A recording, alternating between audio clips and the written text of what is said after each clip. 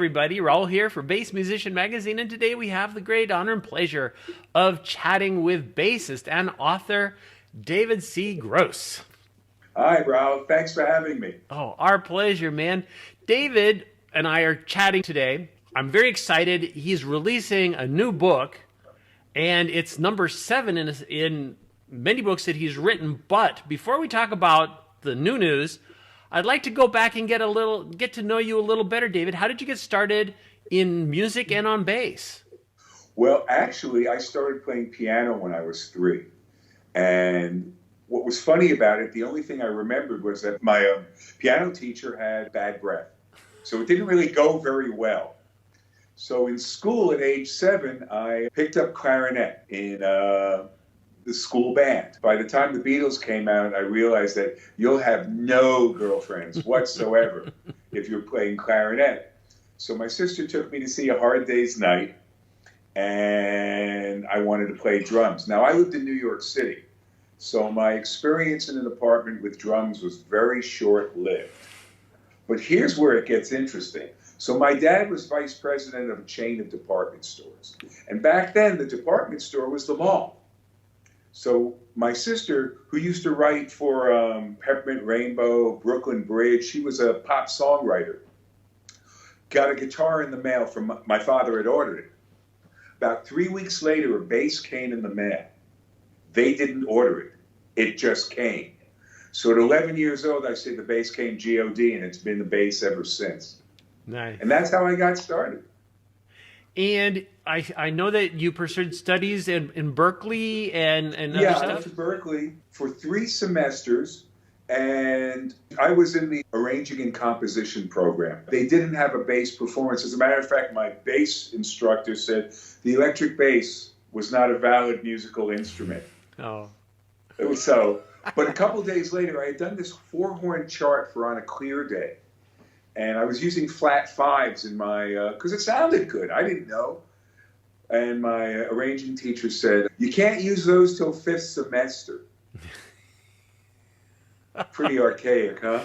So I ended up going to my melody and improv teacher, and he said, you know what, you got to go out on the road, get out of here. And I did. And about 8 months later, I was on the road with this band on RCA called Aztec Two-Step, which was sort of like an Eagles kind of thing. So that's where it all got started. Gotcha. Well, and it's always interesting because, again, you've got way too many credits to list when it comes to bands you've played with and all of that experience.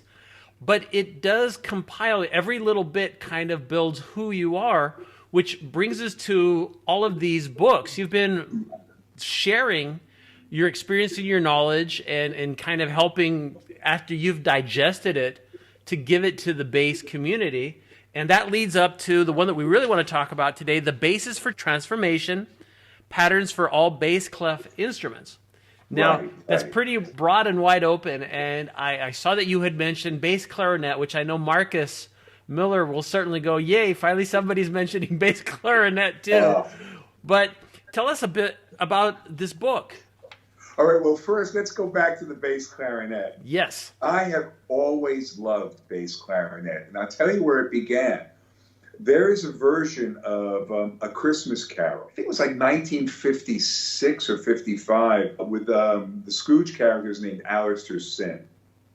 And as he's walking to his house, you hear this boo, boo, boo, boo, and it's bass clarinet, and I just love that sound. As a matter of fact, when my daughter was very young, I used to torture her and make her watch A Christmas Carol. She thought Jacob Marley was always in our attic. Oh, wow. So then we're at 1969, Bitches Brew comes out, and Benny Maupin's doing this incredible bass clarinet stuff. So fast forward, I'm playing with Ian McDonald after he left Foreigner. And, you know, since he was an original member of King Crimson, I figured I got to buy a Chapman stick. So I buy a Chapman stick and I'm fiddling with it and I can't sit and play and practice. And Federa had a number 7 6-string bass at Alex Music on 48th Street. Wow. And I said, I could do all those two-handed things with that. So that's what started me on six-string bass. And there's a version of Epistrophe that Eric Dolphy does on the Last Date record, his last date before he passed from diabetes. And that was another inspiration with the bass clarinet.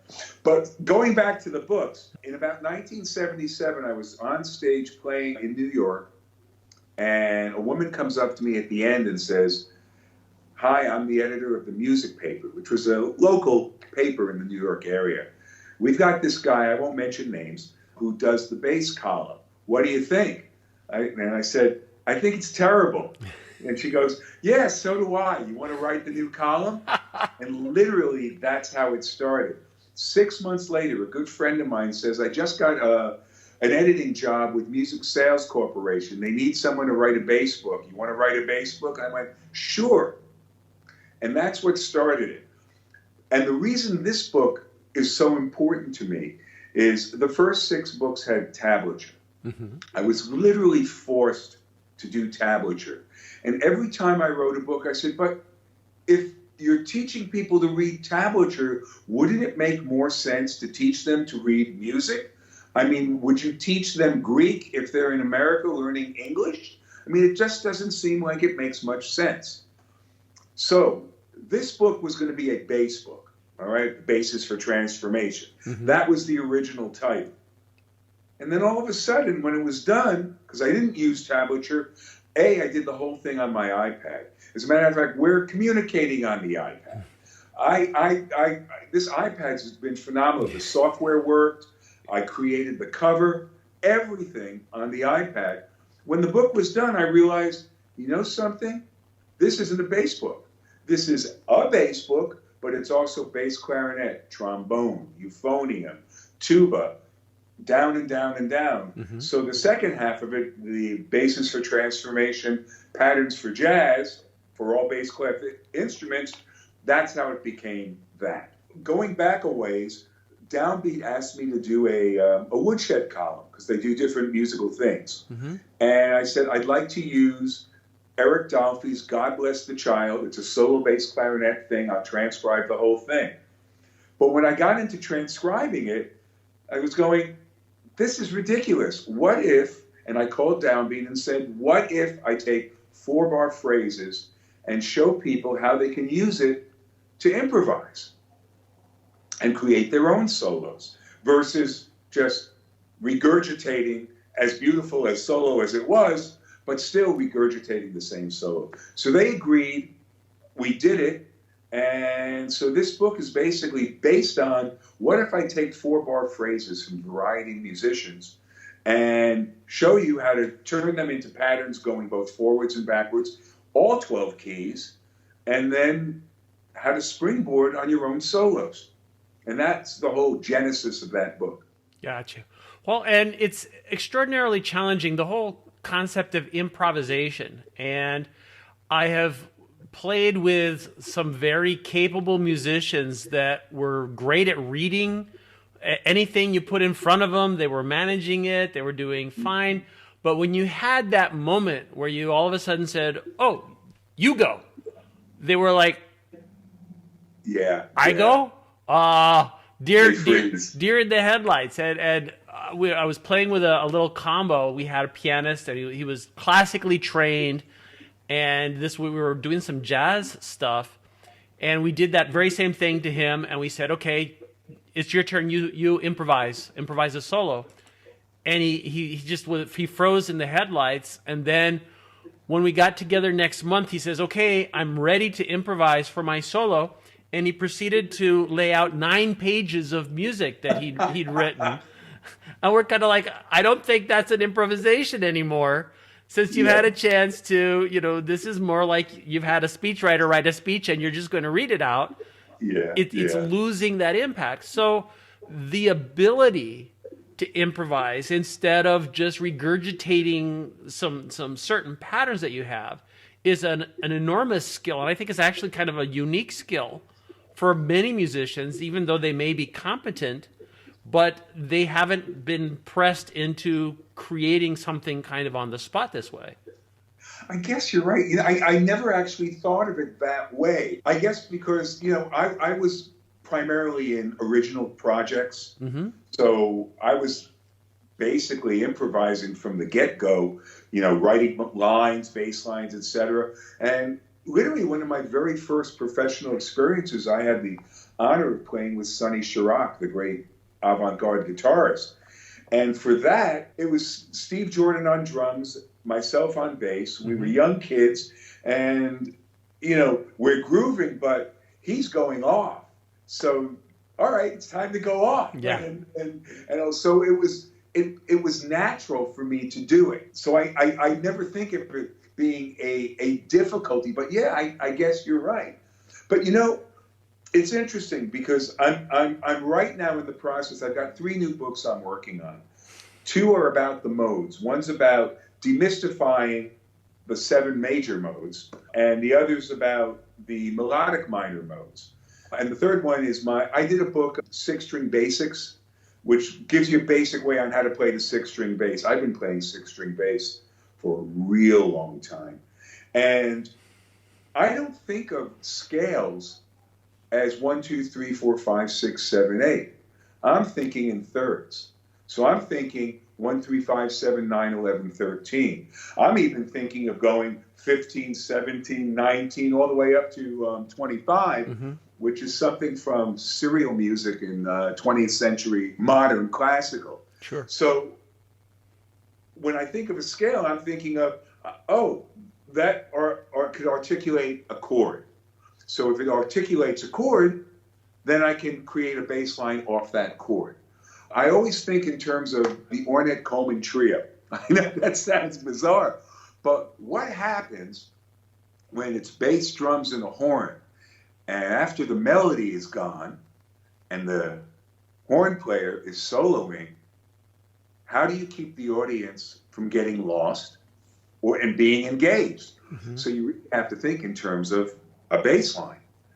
So when you think about it, if you put all my books together, it's like you're learning chords, bass lines, and now improvisation. So it really, now that I'm thinking about it, makes a great deal of sense in a warped way. Gotcha. Very cool.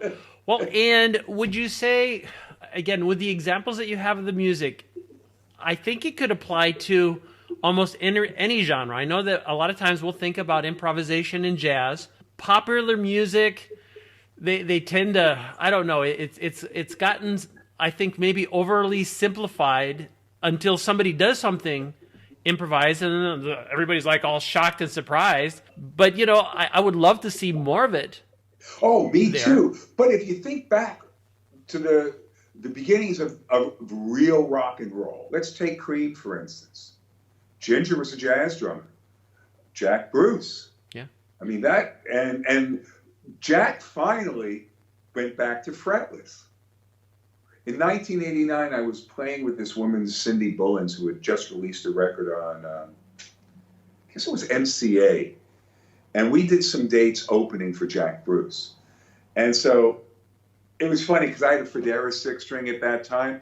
So at sound check, my bass or basses at the time would be sitting there, and you'd notice Jack looking over at the instruments. We never spoke, unfortunately, until I was at Music Mess in Germany. As great a bass player as he is, and he is one of my idols and heroes, when he sat down to play stride piano, it was amazing. The guy, it was a brilliant talent, and he channeled all that into rock and roll, into Crossroads and Politician. And then as time went on, all of the other things he did, Rope Ladder to the Moon and great stuff. Jack Cassidy, another Jack, right?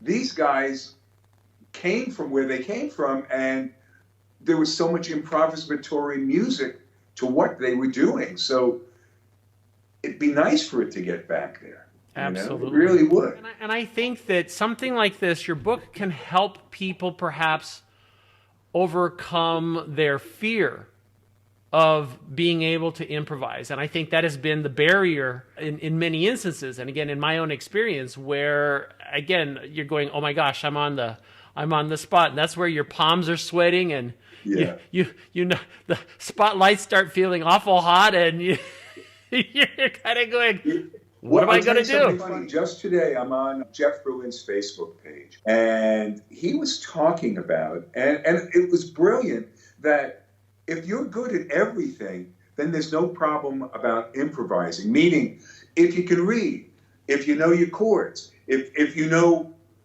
how your ears work and how they can figure out what's going on, then there should be no issue. So once again, it gets back to the reading of music. You know, there's a part of that explorer. You know, let's go and do it. Let's find America. Christopher Columbus. You know, Sure. It's sort of like, let's do it, and you only do it once. You know, because every time you do it, it's going to be different. Absolutely. Particularly when you do a great solo, because then you're going, that was great. I got to remember that. And then when you go to do it again, it's like, gee, that really stinks. That one wasn't the same, sure.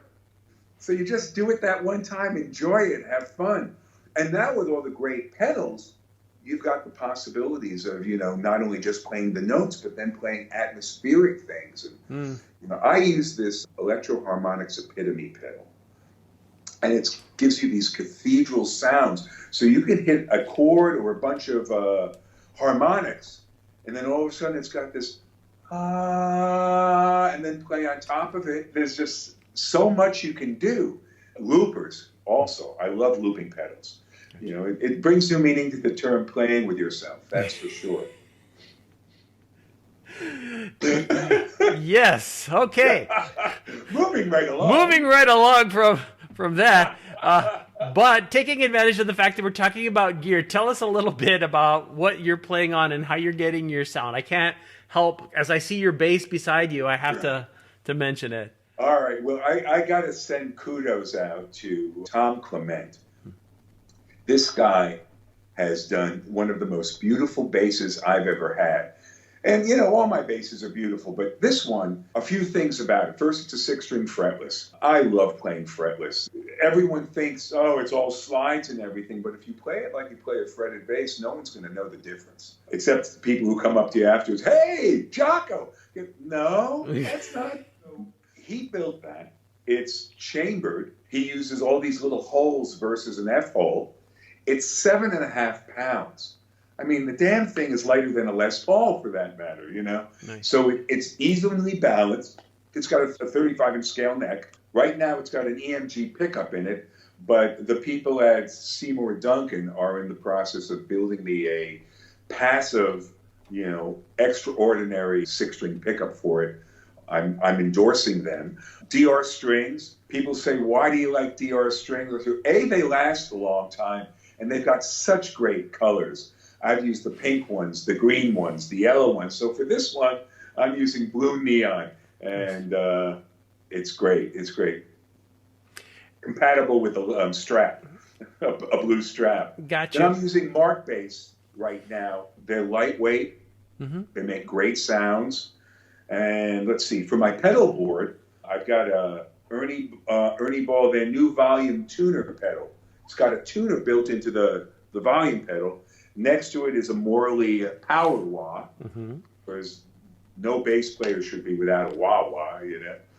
Then there's the Electro-Harmonics Bass Muff Deluxe, a Seymour Duncan Catalina Chorus, the Epitome pedal by Electro-Harmonics, the Andromeda pedal, also by Seymour Duncan, and the TCX4 Ditto looping pedal. Gotcha. And you put that all together and you can scare your dogs and do wonderful things with them. Yeah. Oh, and also a bottleneck. Bottleneck on fretless is really fantastic. And then I got a little trick. I take these alligator clips and I put them at various spots on the top part of the neck. The C string, the G string, the D string, sometimes the A string, but pretty well it's the higher three. And you literally get a great percussive sound, almost like a steel drum. It's the coolest thing. So if I'm doing, let's say, a solo bass thing, which I sometimes do, I'll beep, beep, boop, deep, deep, doop, doop, then loop it, and then, do other things on top. It's really kind of cool. Now, there's always one element that a lot of times gets overlooked, and you've got this amazing bass, you've got your strings, and you've got your Mark bass amp. How are you connecting between the two, instrument cable-wise? What are you using? Oh, I'm using just an old-fashioned, Spectraflex cable. Okay. Someone gave me a wireless, and I'm sorry I don't remember the name, unfortunately. But if as people say, what's the two things that are wrong with your playing? And I'll say my hands. Because you always want to improve. You always want to. So with all this stuff, you just keep going. And I use all 5 fingers on my right hand. Gotcha. I figure they're there. Why not use them? Absolutely.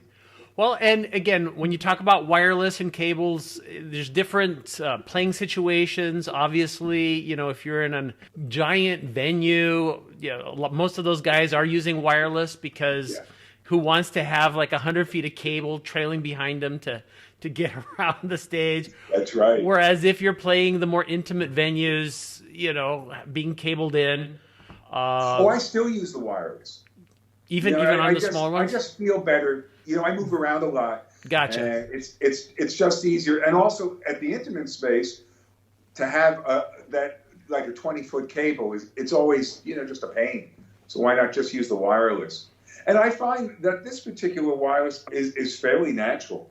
It really is. So I don't really see much difference between that and a cable. Gotcha. I had one of those $160 cables, and either my ears are just getting old or they really don't do anything. Sure. I'm sure, somebody will say, well, if you put it on a spectroscope, but, in live situations, what's the difference it's going to do? I don't know. Well, and I will also bring up another tender topic for the bass community, and the fact is 6 strings. Now, when you mention Jaco, you'll constantly see the posts on social media where everybody's like, well, he only needed 4 strings. And they seem somehow to want to limit people to have more strings than 4. And I'm kind of like, if your voice requires the extra strings, what's the problem? Why is this an issue? I don't know. It's the same issue with politics, I think. Yeah. You grow up a certain way, you think a certain way, and that's that. But the interesting thing, I'll tell you a great story. The very first time I played the Federa 6-string bass, I brought it to a gig, and I was subbing for someone in an off-Broadway show. So I tried to relegate myself to the interior 4 strings. Mm-hmm. But then you realize that, one of the things about the 6-string bass that's so great is, all right, so say you put your second finger on what would be a 3rd fret, which would be the D on the B string. Mm-hmm. If you go all the way down to the C, 2nd fret, you're at a D 2 octaves above. So in one position, you've got 2 octaves. Seems to me to make sense. Instead of running from... Yeah. So as a reader, if I'm doing session work, that makes sense. Mm-hmm. Now, of course, people are going to say, well, the sound of the D on the C string doesn't sound as good as the D on the 7th fret of the G string or the 12th fret of the D string. Yes and no. I mean, maybe years ago it would have been that way, but now I think with everything, I'm actually thinking about getting a compressor. I've never used a compressor. I always think everything comes from the hands. Mm-hmm. But I've been reading a lot of posts from a lot of different folks, and they all say, so we'll see. Maybe that'll even bring out the nuances a little bit more. Who knows? But the thing about the 6-string bass, I got a 5-string bass from someone, and the odd number of strings didn't work for me. I needed 6. And, it's weird. But I'll tell you a great exercise. On the internet, Pat Martino, the great jazz guitarist, he did a dozen chromatic exercises with string jumps and serious octave jumps. So I transposed it into bass clef. And if you want to learn your 6-string bass, if you really want to learn this is a great thing.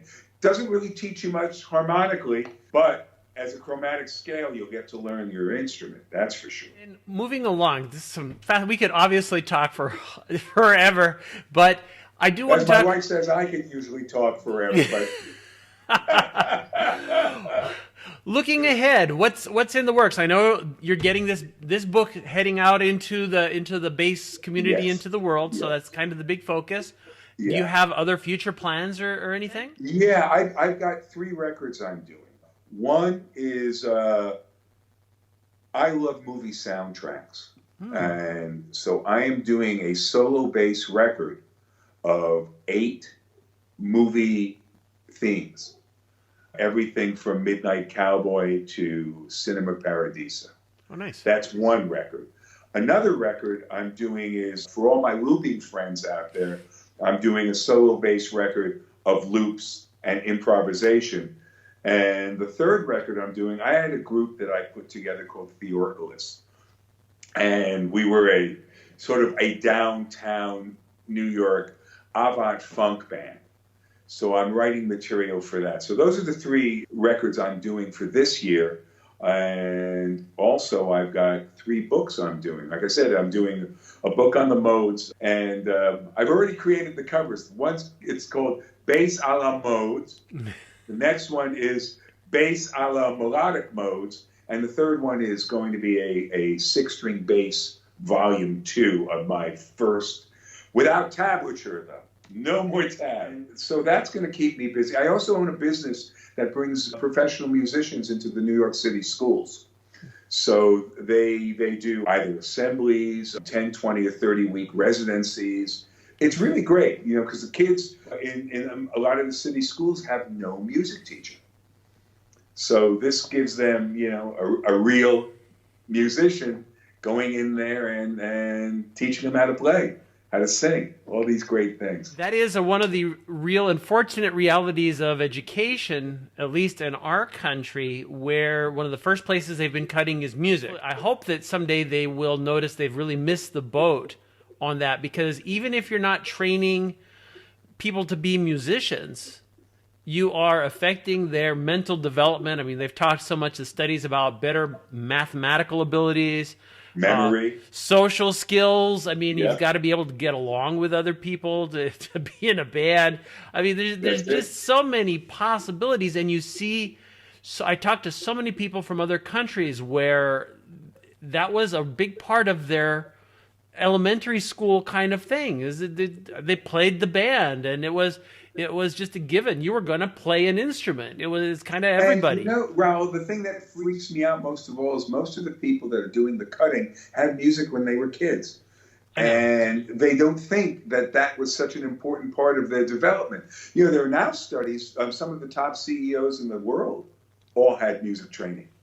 There's leadership involved with Yes. that. There's so many things. Listening. How do you listen? You've got other people performing. So there's just so much about music, more so than the other arts, and not to short shrift art Sure. or dance or anything, but music is it in terms of all of the studies and all of the brilliant ways it affects you. So Oh, absolutely. And if you think about, plastic arts, as you're mentioning other forms, a lot of those are not collaboratory. Exactly. You don't work with other people. I mean, I suppose if you're Michelangelo, you have somebody deliver a block of marble to you, and then you have your little guys chip away most of it, and you come and do the finishing touches.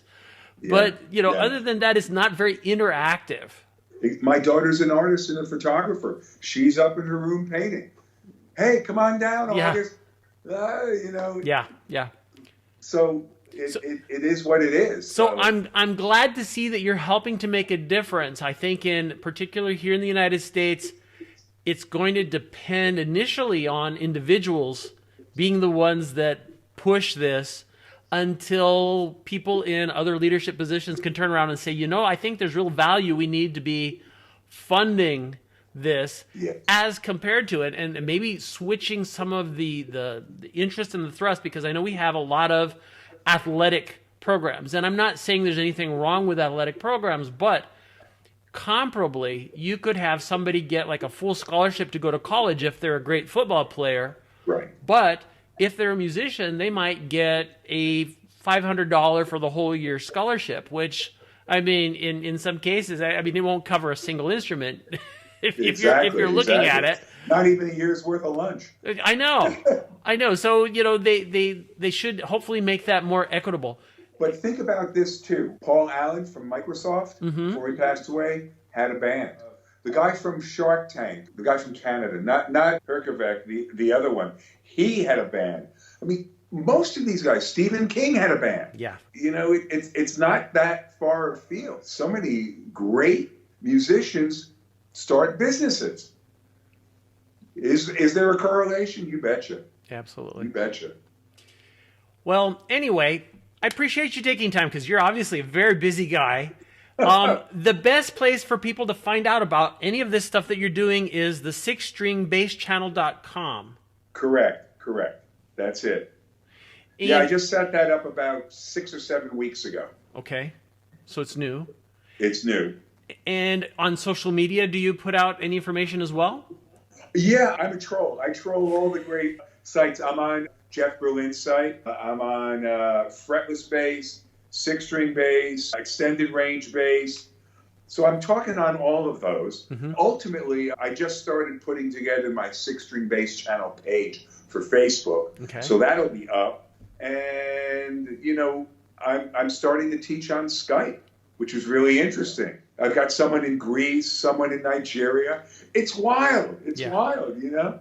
Everyone wants to learn to play the bass. The world is... Confidentially, we're the ones that get the girls, the pretty girls. So. There you go. Well, the world is getting smaller thanks to the virtues of programs like Skype and all that. And it takes away a lot of the geographic boundaries that we would have had in the past. Like when I was growing up, there wasn't much in the way of anybody that could teach you anything because you'd have to go 2 towns over to find a music teacher. And chances are most of the bass teachers were guitar teachers that played the bass. They would double up a little bit, Yeah.